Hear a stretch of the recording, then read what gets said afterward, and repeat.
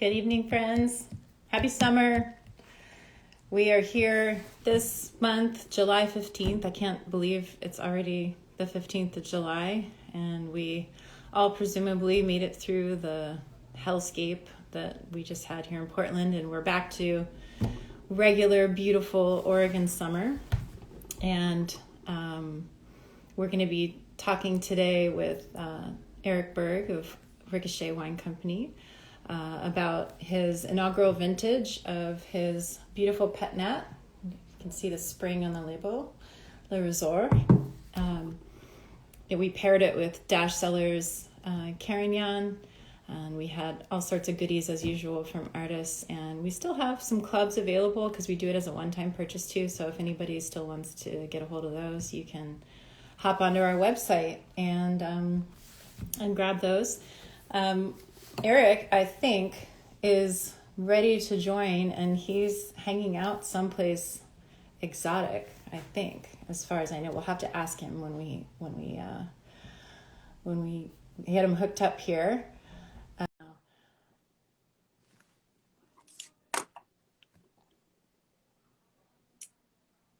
Looks like, let's see here. I don't see him quite yet.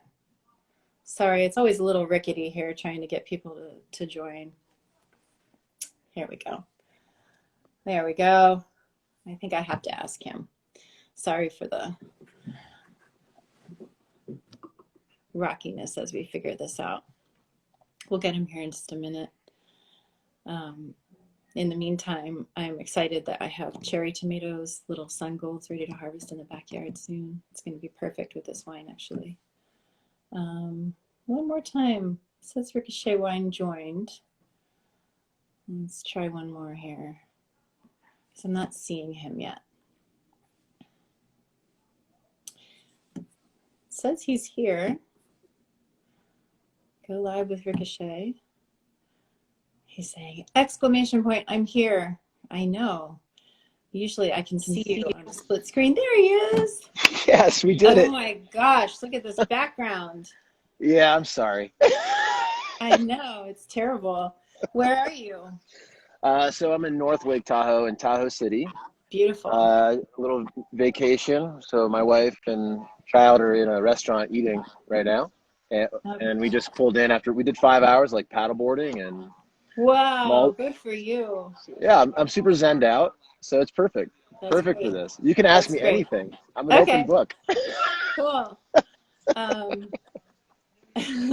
I really like to talk about Pet Nat because it's one of my favorite wine styles, and I think partially because I started off in loving beer and studying in Germany and really adopted a beer culture, and I really like the fact that it's fizzy like beer, and there's like some yeast aspect like beer, and it's better with food than a lot of wines, and I really like seeing people in Oregon especially experimenting with all sorts of new ways to talk about Oregon wine. And so knowing that this is your inaugural Pet Nat, I wanted to ask you, like, first of all about the wine, and then we can kind of dive into what brought you here. Okay? Yeah.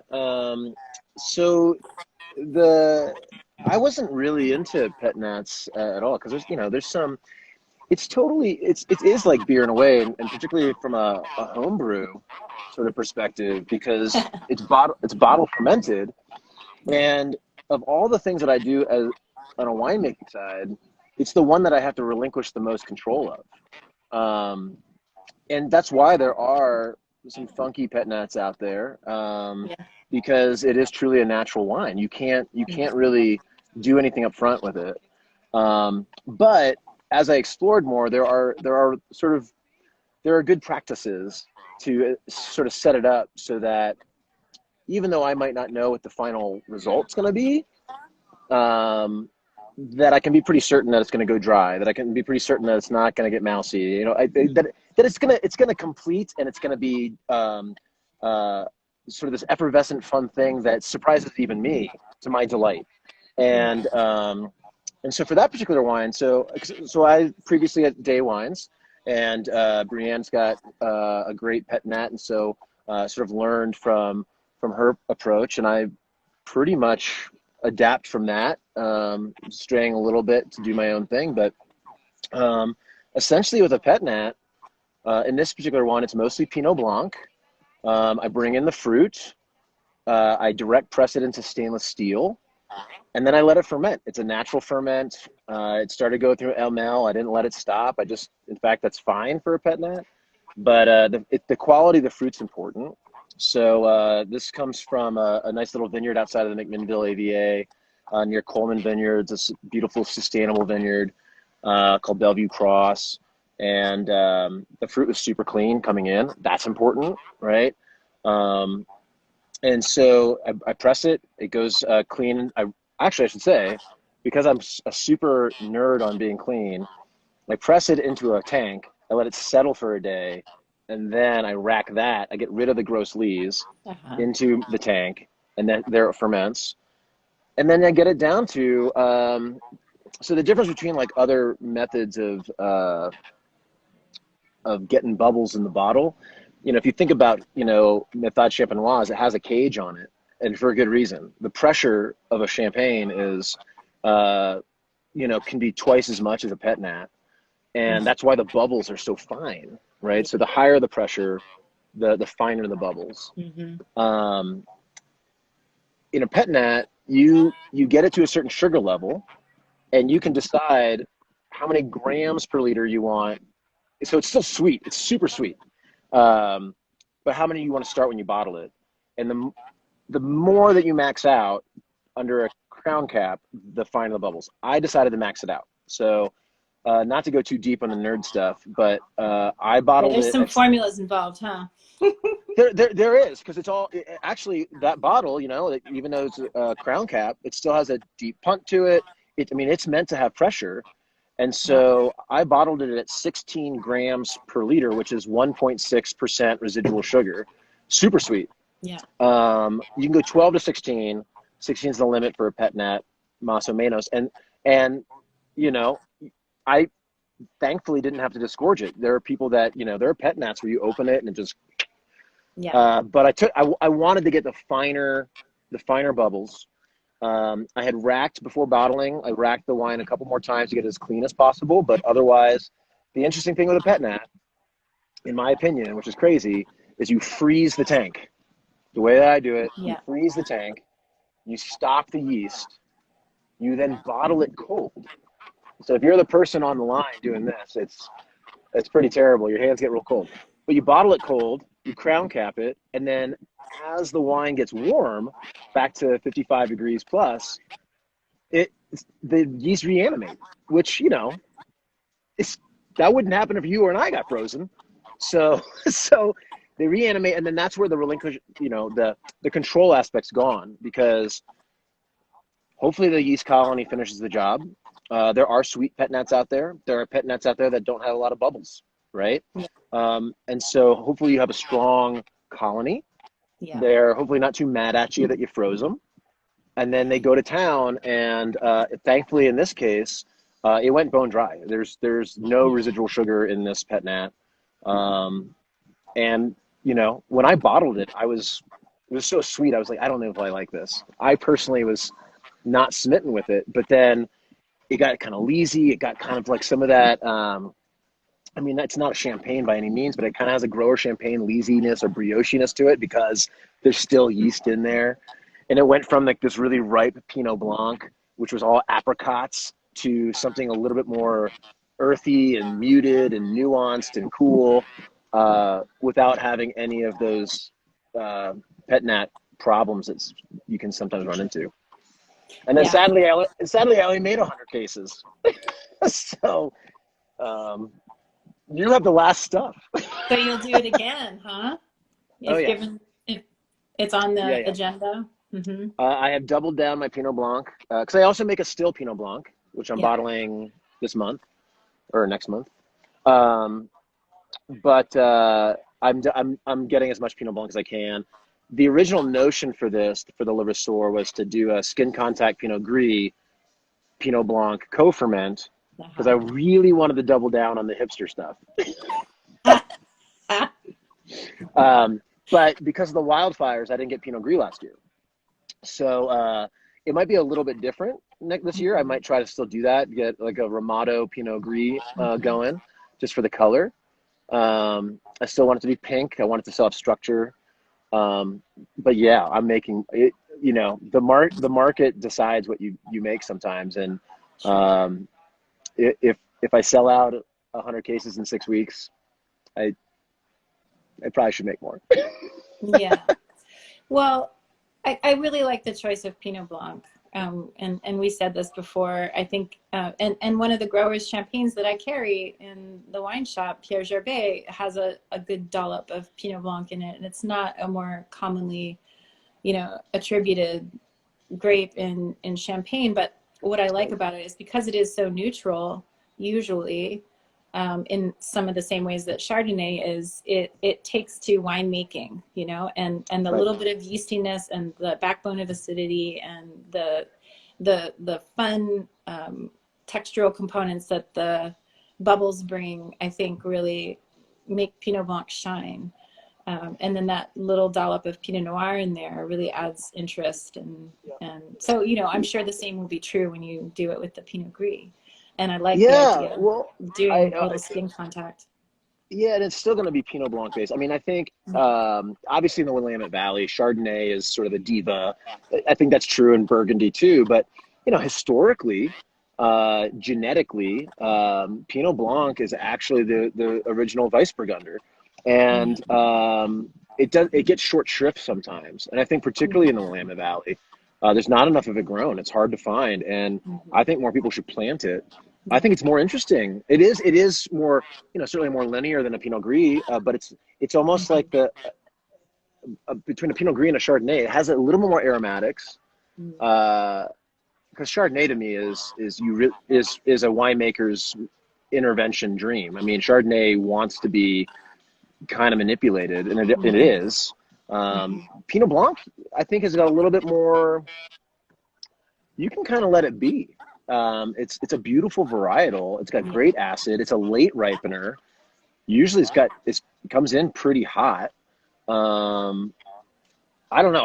I'm for me, I'd much rather put my eggs in the Pinot Blanc basket for both, and I think for bubbles for sure. I think it's particularly on the acidity and the ripe. You can get both ripeness and acidity at the same time, and then I don't have to intervene on that front. The fruit is already well balanced compared to a lot of other varietals, for sure. Yeah. So one thing that I've had to be careful about is I'm, you know, as we moved into this online realm and communicating information with customers about what to expect, since there's less in person, and we're getting there. I promise we're going to get to a point where we can reopen the shop. Dan and I our backyard is a construction zone right now as we try to build more plywood, display and storage to accommodate all of the additional inventory that we've been able to take on. But we're also trying not to like work all summer, completely work, and, you know, have some time with our son. But so on the website, you know, I've been taking these beautiful pictures, and usually the wines are settled. And usually it's label focused, and I've realized that I need to shake it up before I take a picture so people understand that the wine is either disgorged or not, and maybe even like do a secondary picture to show kind of what's going on, because some of the wines really have, you know, some tartrates down there and some funk, and people come back and they come to the door and they're like, I bought this. Is this okay? Right. Can I drink this part? You know, and it's like, it's all about a little bit of. Well, it's a little crunchy. So it's a little crunchy. You don't want to. Yeah, it's more eating it. You eat it. It's maybe feel, you know, let it settle before you you know, dabble your toes into those waters. But so I've learned a little bit about how to you know, talk about the wines a little bit more, but it's been fun. Like I said, if I had the money, I would drink champagne almost all the time, except for when I went pet nat. And part of the reason is because of it's got real primary fruit character, and it's friendly. and it's Yep. tart, and you don't have to worry about dosage. And but Right. like you said, sometimes there are wines that are, you know, a little bit mixed up and have some character that I personally don't relate to, but I do have customers that enjoy, you know, funkier Right. wines. And so, you know, just being sure to tell people what to expect Well, is really and a important. pet nat really is sort of a laboratory of.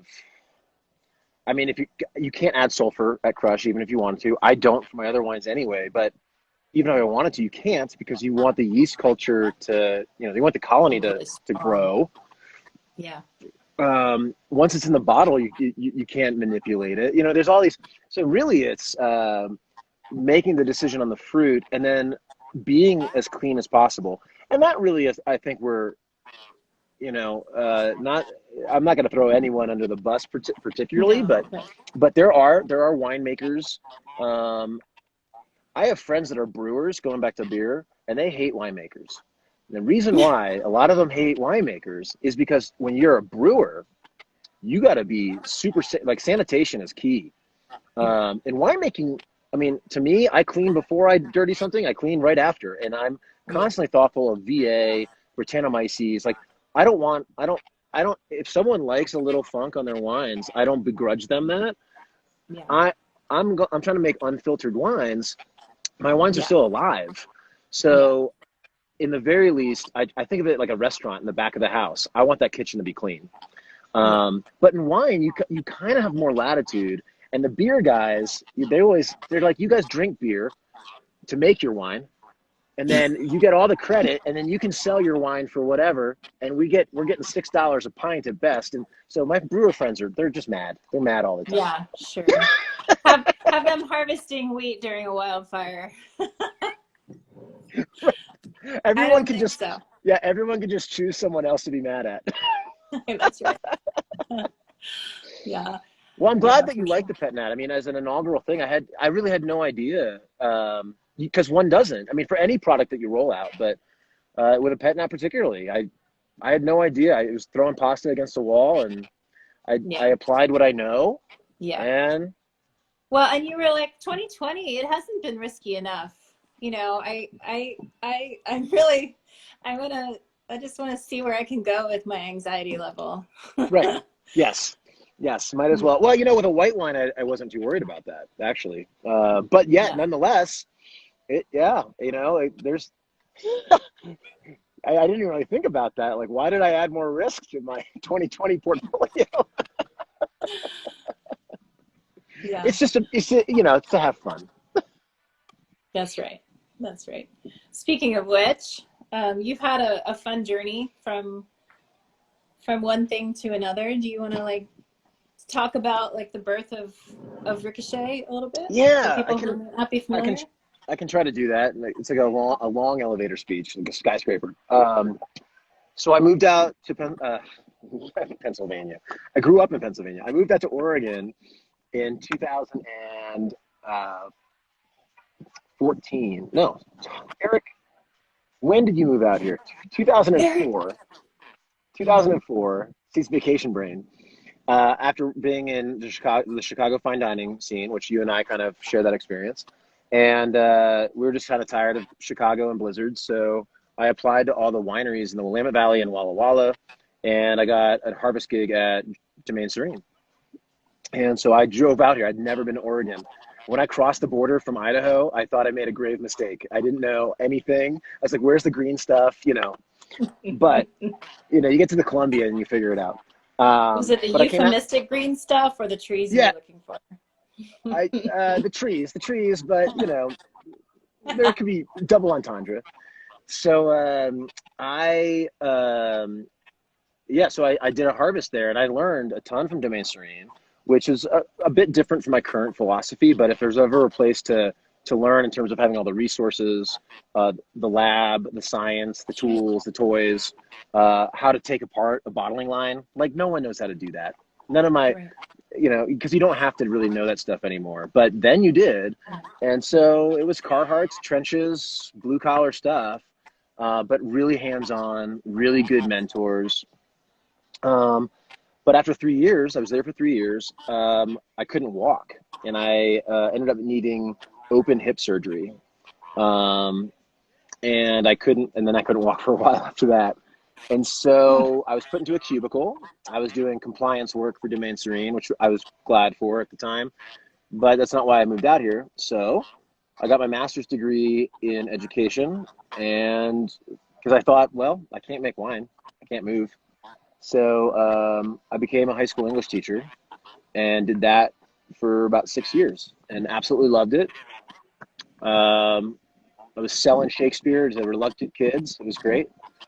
Um, However, after about 6 years, I totally became a statistic. I burnt out. I 100% put too much into the job, and I lost my mind. So I thankfully, do think that there is a symptom of people who have spent time in the hospitality industry that we burn out after because because you're we just approach taking, it well, there's no like that self-care. Yeah, and there's we no don't take self-care. care of ourselves. It's yeah, that's a good analogy. You're constantly on. You're constantly on. You can't have a bad day. You're not allowed to have a bad day. And so I burnt out, and then my best friend Brad Ford owns Illahee Vineyards. He's like, "Why don't you just come do harvest?" So then I did harvest, and I worked there for another 3 years. You'd think that would be where I stopped. However, I get a phone call out of the blue. It was like a Sunday, and it was a like sort of a headhunter asking if I wanted to teach in jail and make good money being a teacher in the Marion County Juvenile Detention Center. And in my brain, because I had this social justice thing, I thought I can fix jail. So no pressure, right? So I quit one of the best jobs I've ever had at Illahee to go teach in jail. And I love that job. I was teaching kids that committed Measure 11 crimes, which are terrible, terrible things. I never knew what their crimes were because I would ruin the humanity of it. But man, I was playing chess with them. I taught them mice and men. It was good. However, guess what came back? Anxiety disorder. Yeah. So, it was one of those things where it's a gig I loved. I loved thinking that I was doing something good, but it was just not a good gig for me. And thankfully, wine has always been there. It's why I moved out here. So I landed at Day Wines after a couple little lily pads, and thankfully Brienne was open to the idea of me doing a little side project. And Ricochet was not meant to be a commercial brand. I started it out as a side, I did 1 ton of Pinot and 1 ton of Gruner, Yep. and I had people buy shares, like friends and family. I was like, I'm just gonna buy this, and then you pay for the cost. And thankfully, it was actually Brienne. I have to give her credit. I always will. She tasted my Gruner, my very first Gruner, and she said, "Eric, this is really good. You should use my winery license and make this legit." And that was 2018. And I threw my hat in. I said, okay. I've been making wine off and on for, at other wineries where I learned different things, different levels of intervention or no intervention, different varietals. Domain Serene is going to be your Pinot Noir Chardonnay, right? Illahee had different varietals. Day Wines, many, many different things. So I got to have all these different experiences, which I think have allowed me I can make a pet nat, but I moved out here for Pinot Noir. So I'm never going to not make Pinot Noir. Pinot Noir is always going to be the keystone of Ricochet's portfolio. But I'm going to play with some fun stuff too. And I just want the brand to be accessible. I want it to be community driven. So I know, but part of the Ricochet. So Ricochet is this is my existential dilemma right here, right? So that's me bouncing around. But I also give 5% of my entire portfolio's earnings every year to social justice nonprofits that are helping other people sort of bounce back or get out of their existential crises or whatever. So, yeah. So I mean, like the brand kind of, I'm following the brand. it's a weird thing. I'm No, I it's not just weird like at all. well, it's kind of like the It's pet nat. Like you kind of relinquish control and like where do people want this brand to be? Where's the sweet spot? And that's kind of where I'm going with it. yeah, I get that. You take a skill set that you have and you put it out there, and some people have a very distinct vision and they have a very linear path, and other folks, we don't have necessarily that Right. same experience. And it strikes me that with your experience in teaching and your interest in social justice and the wine industry's grappling with the issues of diversity and inclusion, that like you're cut out to be a mentor, going forward to young Oh, thank people you. who may not know that they would enjoy making wine. So I Well, look forward to I think seeing how it, that it is kind of develops. well, thank you. It's kind of a weird thing. It's an esoteric product, and sometimes even on the production side. But the true production of wine is really no different than brewing or anything else. It's a blue collar gig. There's skills. It's Yeah, still an apprenticeship. You can still learn by doing. It's yeah, community driven. It takes people. I mean, but it doesn't need to necessarily be like I was never going to launch Ricochet and be like, well, here's my $100 bottle of wine. Like that's just not my. I have a more European sensibility about it. I just think it pour it in a rocks glass, pinkies in, yum or yuck.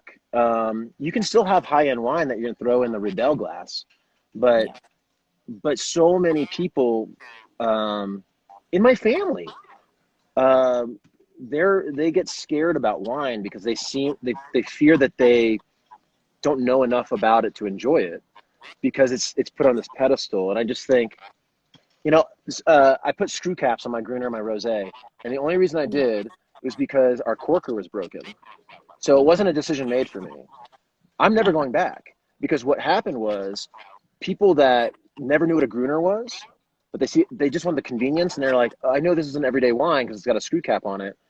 It's still a sophisticated wine. I still put yeah, my heart into it, but people can just yum or yuck it. yeah, yeah. It was delicious. Yeah, thank you. Absolutely. I second Brienne's commentary on that one for sure. Um, I love that. I love the yum or yuck attitude. I mean, there's room for all of the different interpretations of how wine fits into life. That's for sure. Like I just got together with a friend who I haven't seen in years, since I worked in Napa in 2006, and he was passing through with his family, and that was a totally different clientele and set of priorities, and idiom about wine. So it's fun to have been in all sorts of those areas, but my feeling about wine resonates with you. I mean, I didn't grow up with it in my family. I came to it as an adult, and I never really felt intimidated by it. It opened up a world of curiosity because I just like to eat. I like to eat all the things, and I want to travel to Yeah. all the places and have all the things. And so wine was something that I didn't grow up around, and so I hope to connect with winemaker owners first of all, because I think there's more of an authenticity, which I don't really like that word, but I'm struggling to find the right word right now. I think there's more of an intention Mm-hmm. behind what gets put into the world when somebody's really closely linked to where it came from and how it got made, and then ultimately where it goes. It's kind of Right. like the front of the house, back of the house, melding in a restaurant where somebody knows the production side and can come out and also wait on tables and talk to customers. Like that's why I like winemaker owner labels and why I try to focus on those, and those span price points certainly, but there's a certain um, charm and intention to representing those wines, which is Yeah. why we Actually, it's funny started the because wine club. I think about like I don't get to visit you that often because now I have a distributor in Portland and I miss that connection, right? It's because Yeah, it's an indie wine, like it's just I'm the guy, I'm the thing, uh, yeah, and and um, and I'm trying to be cognizant of that as the brand expands because hmm, I don't want to lose touch with yeah, the folks that are popping the corks at the end of the day, you yeah, know? yeah, yeah. So after the crazy hot weather, I'm sure you've been in touch with growers, we've had this beautiful, like cool, cloudy mornings since then, and the day heating up. So I know like my two little Riesling vines in the backyard were like, whatever, we got this, we're fine, you know, but I'm wondering what people are saying about like development. I know things are pretty far ahead. Things look good. Things look good Yeah. in the Willamette Valley. As far as I've seen, there's been a little shatter, so there might be some low yields, but Will you things. explain what shatter is?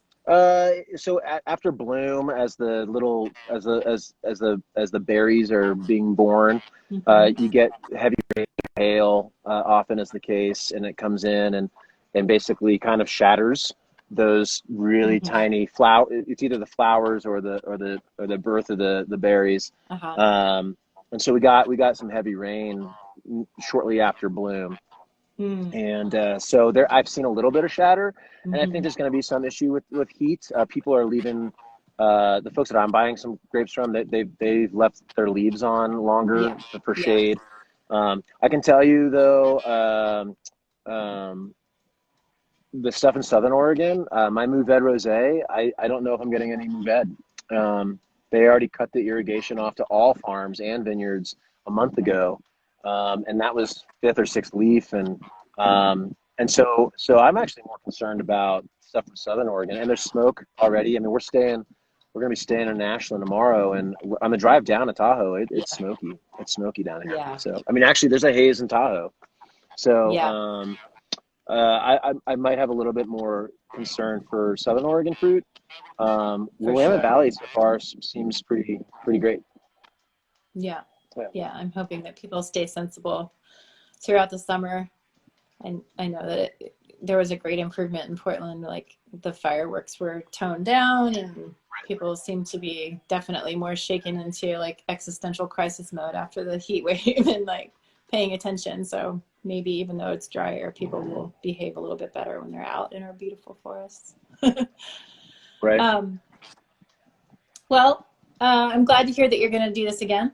I'm wondering if there's like other stuff you want to talk about, any changes or new things or ideas? Well, I'll be adding also just a straight up skin contact Pinot Gris.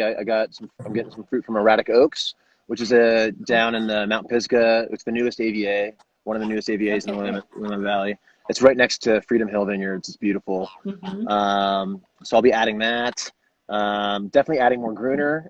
I'm getting Gruner from Haviland Vineyard down in the Van Duzer, so I'm excited about that. But I'm basically keeping the same things, you know. Tempranillo, I'm bottling Tempranillo next. The Tempranillo and the Pinot Blanc are getting bottled in August and will be released in the fall. So that'll be the two newest things, and those will probably just be going through me. I only have 75 cases of Pinot Blanc and 50 cases of Tempranillo, and that was yields and wildfires. So, but they're good. They're super good. The Pinot Blanc is what helped make that pet nat. The straight up Pinot Blanc is glorious. I'm pretty pleased with it. I think Tempranillo is really interesting in Oregon too, and I'm kind of curious because one of the old traditional like local consumption styles of producing carbonic Tempranillo and Rioja, I haven't really seen too much experimentation here in Willamette Valley with the fruit that we have planted. I've seen kind of people imposing the more barrel regime orientation on Tempranillo. And do you have like a preconceived notion about what you want to do with the Tempranillo, or are you just kind of letting the harvest dictate how you treat the grape? It'll depend. It'll depend on the smoke down there. But I've been treating it actually the same as my Pinot. 30% whole cluster, destem fruit on top, 1 week of pump overs to get some carbonic maceration, get complexity. I only added new oak last year because of the wildfires as a mitigation. I don't really care. But Tempranillo will dig new oak. But I'm kind of, that's an intervention, right? So if I use newer wood, I want it to be a fragment of the percentage because, I want you to taste the I'd rather you get the native tannins from the skins and the stems, than get all that stuff up front that just I can't stand that. I mean, obviously you got to lay it down for a billion years and then it's fine. But So I don't really change. I mean, Tempranillo, I don't put it in American oak. I use French oak. Hmm. Um, so I kind of treat the Tempranillo the same way as I make the Pinot, and it's just Yeah. interesting because how Tempranillo, um, you know, uh, reacts, I guess, for lack of a better word, to 30% whole cluster and to like as compared to Pinot Noir. It's kind of neat to approach both varietals with the same winemaking style and then see how they differ because I'm not changing anything. If I keep everything the Yeah. same, then the difference between those varietals is the varietal. Hmm. So that's kind of that's the educator in me. Like I did Yeah. nothing different, Yeah. but the difference is location and varietal. Yeah. It's fun to have an experimental streak. Hmm. One last question. What is your favorite thing to have with this wine Oh to eat? man. Um, well, for me, bubbly is always starting things off. So if you got a righteous charcuterie board, you're gonna be fine. Um, but I dig it. I've kind of dig it with Thai food. I think of like just a straight up awesome pad Thai. Maybe Yeah. put some sriracha on there. Um, it's great. It goes great with just about Sometimes anything. Pinot Blanc almost has like a peanutty character to it when it gets Yeah. ripe, too. Yep. I can Yep. see that. Yeah. Hmm. But it's also been poured. I think it's got that sea salty or almost brininess to it. It's great with oysters on the half shell. I mean, I've had some accounts that were pouring it by the glass specifically to pour, with oysters on the half shell. It's just like Yeah. that works too. Hmm. I think it's a pretty versatile wine. Yeah. Yeah. I would agree. I would agree. Oh, Pad say you. Yes. Yes. That's my dear friend Britta, who lives in the neighborhood, and we worked together at Andina for years. And Oh, right on, right on. yeah, peanuts make a lot of appearances in Peruvian food too. So Yeah, they're delicious. yeah, yeah, for sure. Um, sorry, I said Britta, but it was Bridget. I'm reading her handle. It's funny. Well, I want to thank you for taking time out from your family. I don't want to keep you Sure. any longer. Enjoy the time in Tahoe, and thank you so much for being able to coordinate this Yeah. despite being on vacation. And have a great meal. And we look forward to the point when we can welcome people back into the shop. And instead of doing this on Instagram, or maybe in addition to doing it on Instagram, we can You let see me know. people in person. I'm always game. I want to come up there and hang with you Yeah. guys. Yeah. Well, thank you so much, Eric. And Eric, do you have a place where people can taste your wines regularly, or? Uh, Presently, every Monday in McMinnville, I have a pop-up tasting room at Community Plate. So yeah, thank you for Great. mentioning that. So I don't have a tasting room presently, but I do That's right. tours and I do tours and tastings. People can sign Yeah. up at the winery. Yeah. So I'm happy to do that. And then every Cool. Monday on Third Street, I'm doing a pop-up. Yeah. Community Plate is wonderful as Yeah, well. they're awesome. They're rad, super rad. Well, great. Thank you. And thanks for joining everybody who came to check out what Eric's up to and all the good work that Ricochet is doing. Everybody, thank you. I look forward to connecting again when we do our August wine club. And we still have July wine club if you want a single purchase too. So Rad. Hey, otherwise, it's sold out. that's right. That's right. Thanks, everybody. Thank Take you, Tina. care. Bye-bye. Cheers.